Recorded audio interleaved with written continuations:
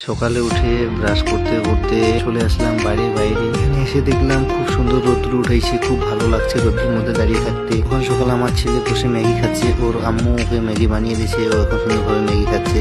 আর এইদিকে আমিও ফ্রেশ হয়ে চলে আসলাম ব্রেকফাস্ট করার জন্য। ব্রেকফাস্ট শেষে চলে আসলাম আমি আমার গাড়ির কাছে। এখানে সুন্দরভাবে প্লাস্টিক দিয়ে গাড়িটাকে ঢেকে রেখে দিছি। আর এইদিকে এসে দেখলাম এরা মেশিন দিয়ে সুন্দরভাবে ধান ঝরাচ্ছে।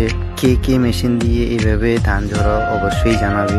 এরই মধ্যে চলে আসলো আমার ছেলে স্কুল যাওয়ার জন্য গাড়ির কাছে। আমার গাড়িতে করে বেরিয়ে গেলাম আমি আমার ছেলের স্কুলের উদ্দেশ্যে।